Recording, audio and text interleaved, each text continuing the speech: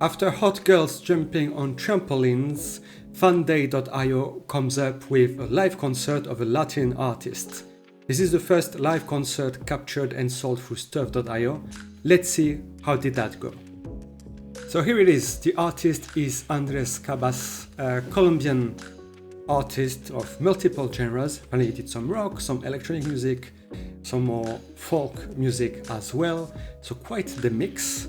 The video runs 38 minutes, called Red Blue Session. I believe it is around 11 songs, and it is limited to 5,000 copies. So that's all good. If you're not into Colombian music, you probably didn't hear of him. That was my case, but thankfully on the Stuff team, they did a space with him, they did some promo, so we're gonna learn a bit more. Here's the space. Okay, so I'm gonna go through my notes as usual. So what is this concert, this Red Blue Session? It's a concert recorded in Bogota back in December already, produced by funday.io, who you know from the trampoline videos, and I really appreciate that. Like, wow, I have a guy who is like, yeah, I believe in stuff, I believe in giving power back to the creators. I'm not gonna wait on big labels and everyone to come and do their thing. I will go first, and I'll put my own money, organize my things with my connections, and basically you have a concert that is unique, that the only recording is on chain, and I find that very powerful, that it's almost as exclusive as it gets if it went for the 5,000 copies, but no, in the grand scheme of things, it's very exclusive. It's only on stuff.io, not gonna see it on YouTube or somewhere else. And I feel like, wow, that's really powerful. Okay, Cabas, I don't know him, so, okay, he's doing something, whatever. But if I kind of transpose that to an artist I like, even a bit niche, I'm like, wow, that's really, really cool. So what I want to people to understand here is that, yeah, probably you've never heard of him, like I never did, and you're like, yeah, whatever, some random Colombian guy. I mean, he's not random, first of all, but it's more in terms of concept, that stuff.io is now the platform where you can access those exclusive sessions. And that is really cool. Imagine an artist you really like and you want to support. This video was $20, so not cheap, but back in the days we would buy DVDs for that amount to see like a live concert. So now to have the same, except that it's exclusive and it's digital, so it's easier to trade and sell. I think we have something really, really good in there. Okay, so back to the space. So yeah, at the beginning it was only the creator of funday.io, David Hart. He explained that he worked in Colombia for 25 years as a lawyer, and I'm not sure if he met Cabas directly or someone else at a radio show. No, sorry, he met the radio show host during his work, and then this host connected him to Cabas. So when it comes to Cabas, his father was a self-taught guitarist, produced albums for many big artists, and naturally Cabas himself, junior if I may say, from age 6 learned the piano, classic music, jazz, went on to create his own rock band, and then he came around to more like Colombian folk music like his father. And now he mixes everything. He said he mixes jazz, electronic music like Prodigy, African music as well. So it seems quite unique. And when it comes to the performance, it was quite intense because it was like they recorded for like 10 hours. So they played, I think, 4 times all in all. And he said that he was very tired, but he was giving it his all. So it's very, very raw performance, very emotional. So yeah, said that then he was asked about his career. He said that he made some music, it went well, so he lived in Washington. And I must say that if you listen to the space, his English is pretty good. So no problem to listen and learn about him. So he traveled around the world, met different people. With every album he was doing, he was trying to do something different. He didn't want to repeat himself, but that's not something labels like. So he was with Amy, and he said that it was tough because basically a label wants you to make money. So you do an album, your first album, you get your fan base, they like your style, you should repeat that to just, milk the cow. But he was not like this, he wanted to innovate every time. And he was very thankful to his agent, actually, to arrange that. So then he was asked, what do you think about the music industry? He said, it's a love and hate relationship. That his agent was awesome, but some labels were not into music. They're just businesses. So he was with Amy, then they disappeared.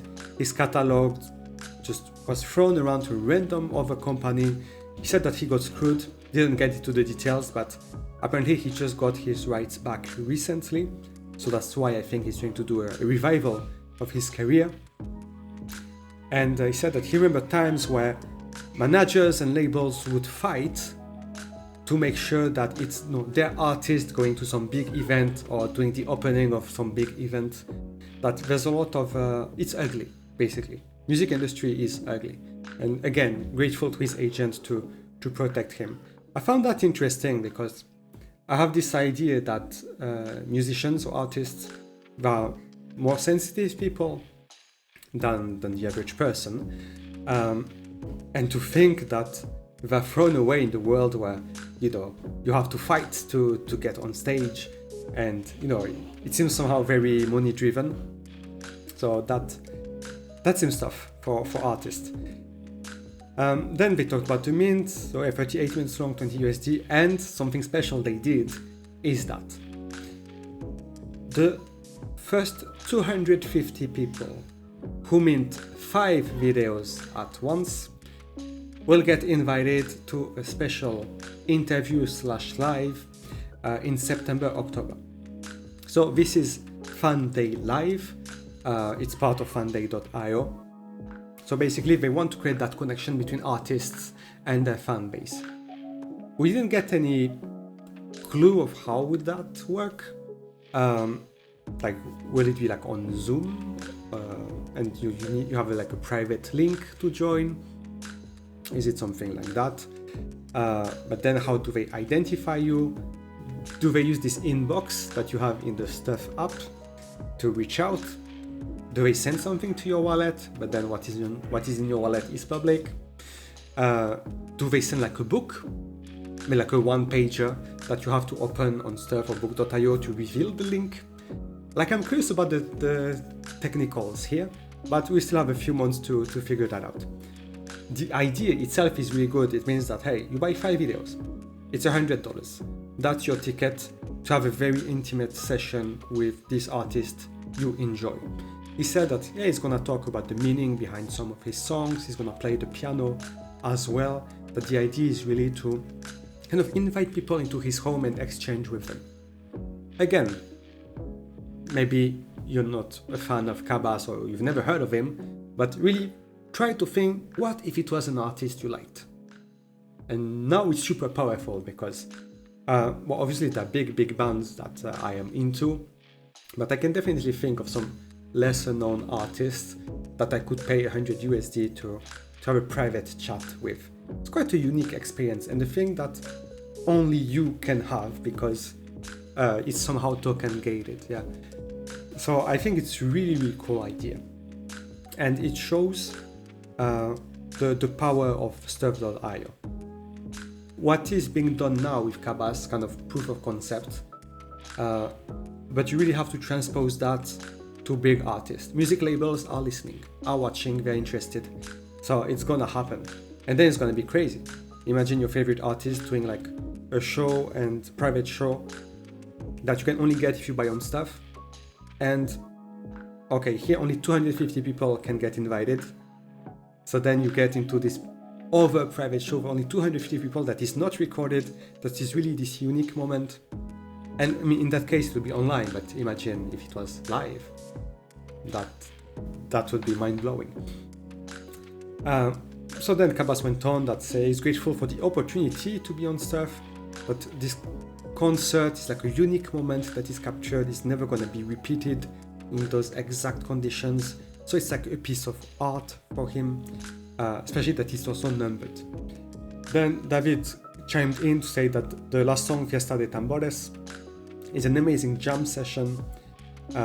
And also, the jam session means it's improvised, so you will never get to listen to it outside of stuff.io. Cabas explained that he collects vinyls, so he understands the rarity aspect.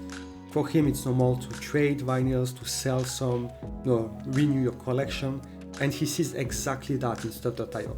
This is very important. You have a guy who has, 25 years of experience in the music industry, telling you, yep, stuff.io, that's what we are dreaming of. So again, limited to Colombia, kind of, or Latin America, but think big artists. We are on the right track. So what else? Yeah, they said that it was a long day. It was like 10 hours of recording. There were like 30 people in the audience, but at the end they're all, jumping around. There was a lot of energy. So it seems like a good, fun watch. And then he said that, talking about the process of making music, that artists never get asked about the process, they are just asked about the meaning of songs. But he likes talking about the process, and he was asked who his favorite performer, and that is Prince, because again, a lot of energy on stage. What else?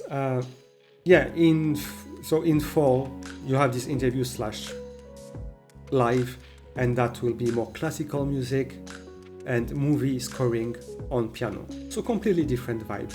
But it's great because you get to see an artist from all the sides, and a side that maybe not many people tend to see. Then he was explaining that he has a show with the Amy Winehouse band. He's excited to see things ramp up again.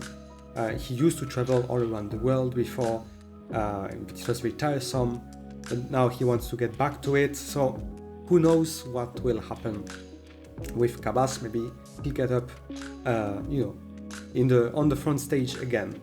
His next project is to learn Portuguese, to make songs in Portuguese, which is pretty ambitious, to learn the language just to be able to sing in it. So yeah, you can see the creative mind. So if you're interested as well, he has an Instagram with more than 200,000 followers, and you can see that he posted stuff about his Red Blue sessions. I don't have an account, so I'm not able to see more than this, but I appreciate there were some comments. So that's pretty cool. The other thing that was really nice is that he had an interview on radio, like W Radio, which is a national Colombian radio, during which he was alone. So that was interesting because it's like, okay, what when you have the artist who has to explain stuff.io to non-crypto people?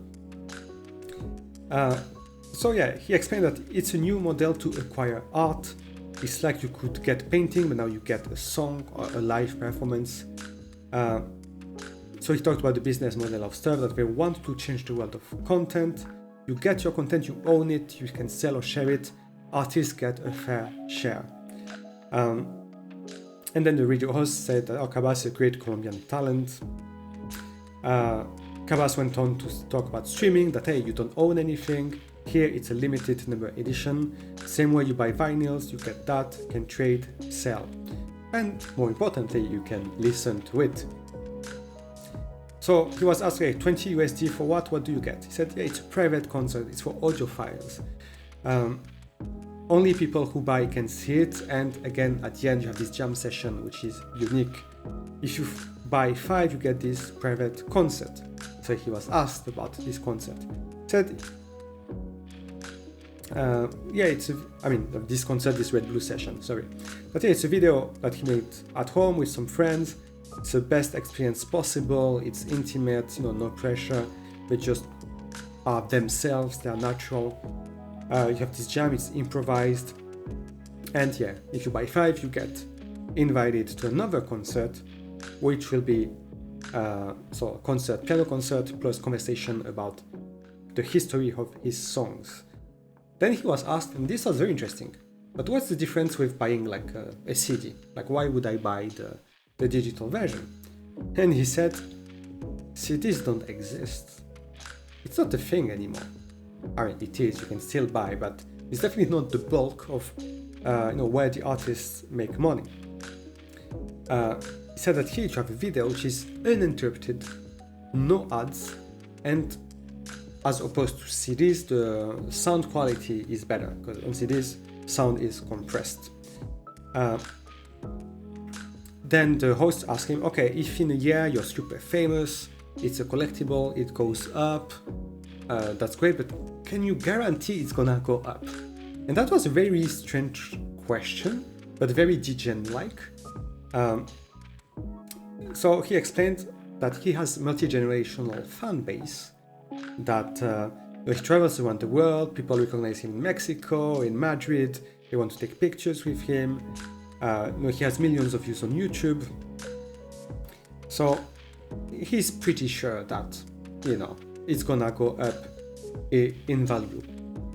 And at the same time, what is equally important is that you buy and you support the artist, because they get a bigger share. Then he went on to explain that iTunes, it's a license and you don't own it.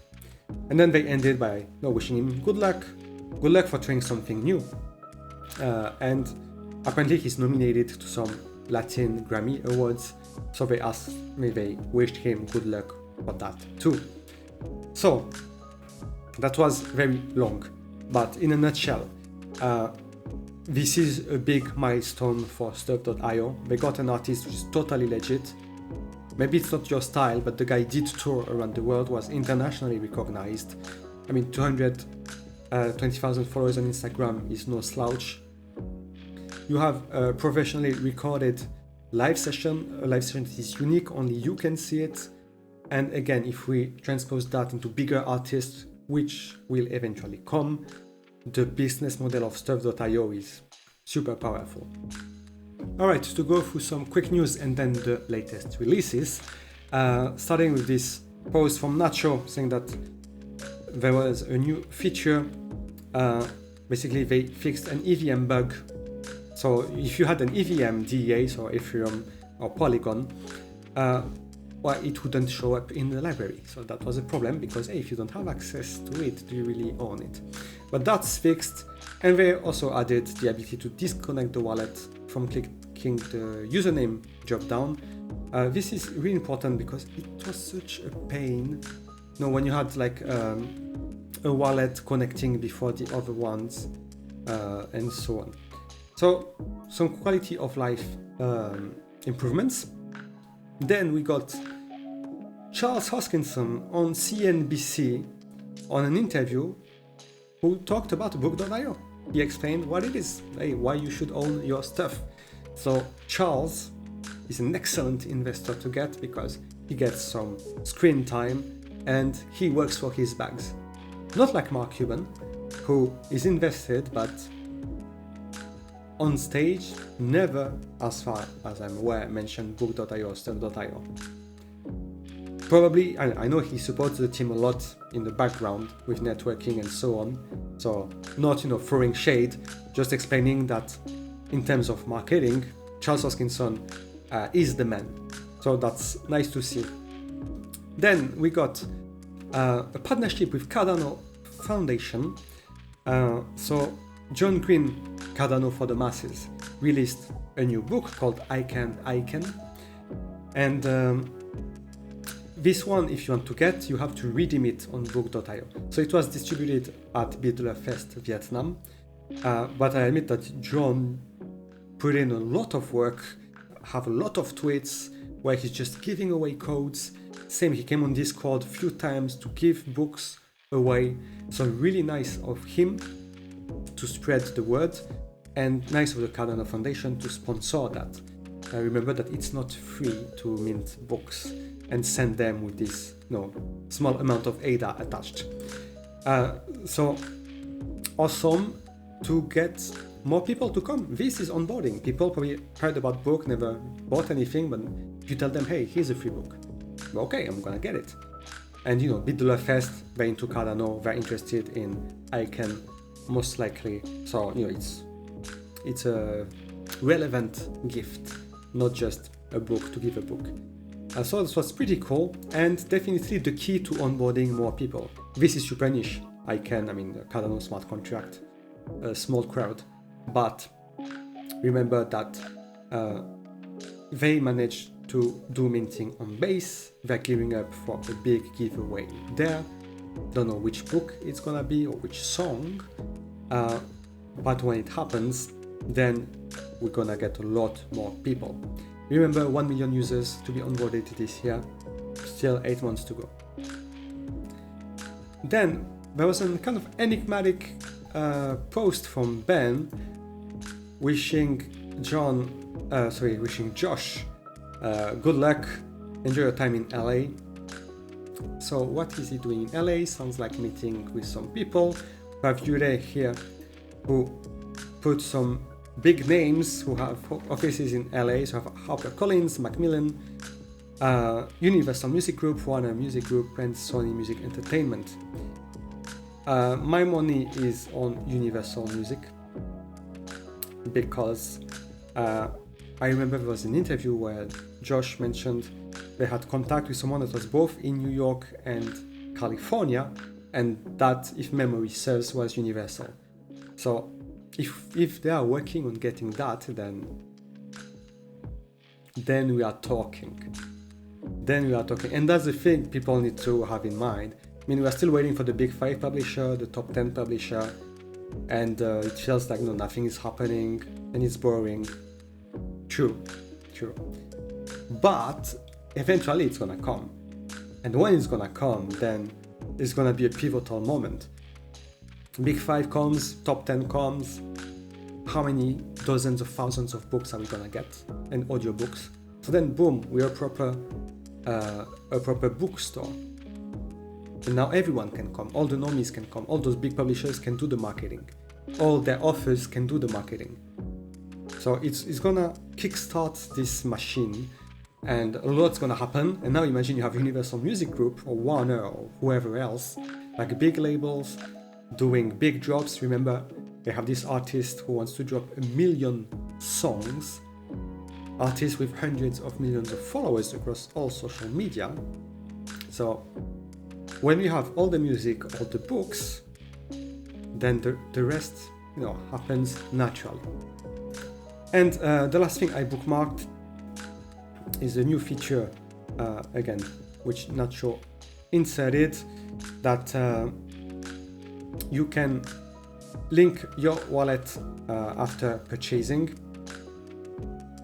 So linking, that's pretty good, because before that you needed to go to your user preferences to link your wallet, but here you probably buy with your wallet anyway, and then you link it directly to your user preferences, meaning that yes, if you open your account with the mobile app, it's already linked, you already find your stuff. Or on your I think Android TV app is out already. And then they explain that, hey, if you already have the wallet linked or use a self-directed wallet, you're not gonna get the prompt. So again, quality of life improvement. When it comes to new releases, a lot happened in those last 2 weeks, starting with a new entry in the knowledge series, how to live on 24 hours a day. 8 ADA, okay, on JPEG, so pretty accessible. Didn't mint out like 200 copies. Then we got a couple of new songs from the self-publishing portal, To Feel a Mockingbird. Only 100 copies and 14 sold. And then we got Song Market Cap coming up with Snake. 250 songs having 15 seconds to sell out. Floor 25. Ada offer 10. How much was that? So it's probably just $3 or something like this, I guess. Oh no, wow. Okay, they made it very exclusive. It was only 250 copies, so I understand. So yeah. 10 USD, okay, so good operation in there. Yeah, decrease the quantity, increase the price. So wait, if I have 10 USD mint and the floor is 25 ADA, so yeah, then the floor is above at the moment. Maybe I'll take a moment also to jump here to XRP, another release from songmarketcap.com, also sold out. Don't remember how long that one took, 10 minutes maybe, something like this, but very fast as well. And this is where I want to pause. So you have people like this, like SongMarketCap, selling out everything, and then you have lesser known creators or even legit, books published by Books.io that don't sell out so fast. So this shows you the power of marketing and community. Interestingly enough, I know some people who watch Ure also watch my videos, and I'm super grateful for the support. That being said, I don't feel like I see them on Discord. And it got me thinking, are those people just on a different platform? I think Ure is a streamer, so maybe he's on Twitch or something. And then you're communicating on X. So I found that interesting that we have specific geographic area, which is the Balkans. Then probably specific social media as well. But if you have the community, you hype them up, they see what is your vision, what your project is about. Remember that with part of the profits, they are doing buybacks on the song token. So if you hold songs, you want those to sell out. My point is that you have a whole project that is basically, they sold 3-4 songs sold out on stuff.io. So it is possible to sell out and make money. I don't know how many thousands of dollars were made in there in 1 or 2 months that the portal is up. So I think this is definitely a success story, something that should be shown around more. Like maybe, same as usual. Oh, I've never heard of that guy, he's nobody. Yeah, but look at what he's doing, he's selling out. So maybe there's some lesson in there. Mad respect for the Song Market Cap community, very active on socials, so putting their money where their mouth is and showing other creators that it is possible to sell out and have a viable business model based on stuff.io. Alright, then coming back to what was minted, we had a movie, Reefer Madness. Sounded really funny. Apparently it's a propaganda movie about the dangers of weed, but it's so over the top that it's seen as comedy now. So that was a pretty fun mint. You have the Wizard Team Standard Edition. So here, 10,000 copies. It says 1%. I wonder if that's the minimum because I'm not sure did he really sell 100 copies? Like this cover cracks me up. It's perfect. So how many sold so far? Yeah, 50. Well, still good because most people who are on book.io already have the collectible edition and the audiobook, which I recommend, by the way. It's pretty fun. Then, okay, Icon, we talked about it. The Iron Heel, this, not part of any series, 50% minted. I feel like 200 copies is what is always sold out. Unveiling a Parallel, same, like 240 copies. Cabas didn't do so hot, I believe. When I checked it was like 70, including a few people who bought 5 at once. So there will be people in that private concert to be very exclusive. And then you got Tales of Men and Ghost. So like 140 copies sold. So you can see here, let's count. 1, 2, 3, 4 out of 1, 2, 3, 4, 5, 6, 7, 8, 9, 10, 11.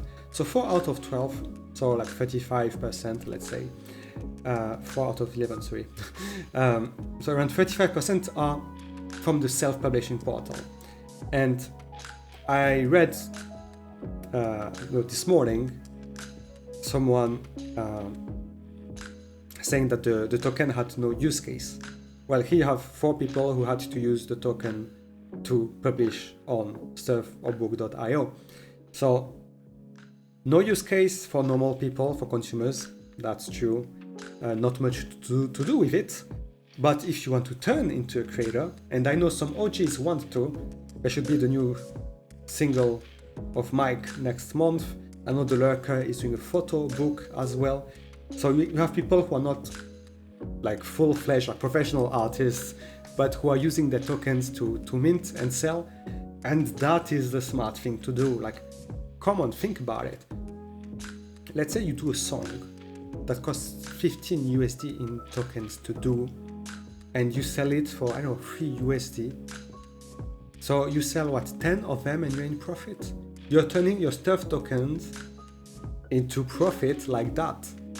So it's not about just buying tokens and wait for it to go up. If you have some material, you add your creativity, your time, your energy, your inspiration, and together you turn it into profit. And I feel like people just don't see that. Just be creative. Let's look at this stuff token, plus 6% on the 7 days, more sales than buy. So it went up with ADA, now stabilizing at 0.6 cent. Wow, I think my average is like 1 cent, so I still have a long way to go. But hey, that's how it is. You know, variation, price fluctuation is normal. We just need one thing, one catalyst. Remember, Tune.fm, it was this kind of Web3 Spotify on the Hedera blockchain. Once they got Snoop to release on it, boom, 3x. And you know, the funniest part is that token did the 3x and it has an unlimited supply.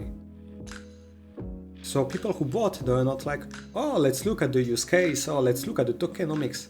No, it's narrative. Snoop Dogg, boom, okay, I buy. And I think it's what's gonna happen with stuff.io. Of course, the team focused on achieving the milestones. I mean, think what they want to achieve this year: 1 million users, the marketplace, consume to earn. We should get the big 5, possibly the top 10 as well. Big music label. So imagine we're at the end of the year and we have all of this. It's a real bookstore with 1 million users. You think that people will be like, I cannot buy, books using stuff, so the token is useless. No, they're gonna attach stuff token to the brand and they will look successful because one of the rare Web3 companies to actually disrupt an industry. So I fully agree, it's painful, and I'm also in negative profit and loss, so that's how it is. But I think the team proved that they have a plan, they are working on it, and come on, Charles Hoskinson invested, Ingram reinvested. So what is it that those people see that we don't? I don't think they see anything more than we do. It's just we may be focused on a short time frame, and yes, 1 year I consider short, and they are more like, hey, this thing in 3-4 years it will be awesome and we'll make a lot of money, and that's great. We are chasing multiple X, like big pumps and so on, and of course I would love for the token to go up again, but in the grand scheme of things, if you put like, I don't know, X amount of money in the token, or in anything for that matters, you put, I don't know, $10,000 in something, a huge sum, and I don't know, 5 years later, it's worth twice as much. that's a super cool investment actually. Like you 2x something. Where can you 2x? Unless maybe you buy real estate and hopefully, the area you are in, prices go up. Yeah, maybe some stocks will do it in 5 years. Not sure, price changes. But this idea that instead of having money that does nothing, it can be multiplied by 2 in 5 years, that's pretty huge. And I mean, I say by 2 in 5 years, it's not super impressive neither, but stuff will blow minds. Again, the perspective that you have to think about is that consume to earn, for me, it's no inflation actually, because you have 1 million people reading, they're gonna earn what? 1 token per day? So you think they're gonna sell 1 token or 10 tokens? They're gonna go on the DEX or MEXC or whatever else comes next to sell just a handful of tokens? No. So I think consume to earn will not dilute actually the token. But on the other hand, it will, it's like a freebie that you're giving to all those users. They'll be like, damn, this company is pretty cool, maybe I want to invest a bit more. Or they'll be like, hey, there is this social club of my favorite artist and I would like to join, but I need more tokens. So I'm gonna buy more just to use it for that. Of course, it means we need use cases. And this will take time, but it's gonna happen. I believe really strongly. So again, I sympathize with the people who are like, I bought at the ITO. I'm down, I don't know, 40% or more. It sucks. Yeah. So you can either DCA now, you can jump and just leave completely. You can sell and buy back later if it's gonna go less. But why would it? Once a Big 5 publisher is announced, whichever it is will have a few big name offers in there. And then this Big 5 is doing the marketing. And then we have books that come that are selling, books that in the traditional world sell for millions of units. Maybe they will sell here, I don't know, maybe just 10,000 or 20,000. But that's that many users, that many people from that fan base that we're getting. Well, anyway, I stopped my rambling. I feel super optimistic because Stuff is one of the only projects that when I talk about it around me, people who are not into crypto, they're like, wow, that's awesome, that makes sense. And the world is big, Cardano is small. Alright, that's it for this week. Big milestone with the first live concert, strong proof of concept, and pretty cool. You buy 5, you get access to a live concert, like even more private. I really appreciate what fanday.io is doing. Please support them if you can. And looking forward to more mints, but more importantly, you're at Big 5. Who is it? It's been almost, 4-5 months that we're waiting. Top 10 as well. My bet is on Bloomsbury. My hope. And so many good things to come, but they're not coming yet. It's a bit frustrating. But it's gonna be like that. Nothing for a while, then all at once. Until then, thank you for watching, take care, and see you next week.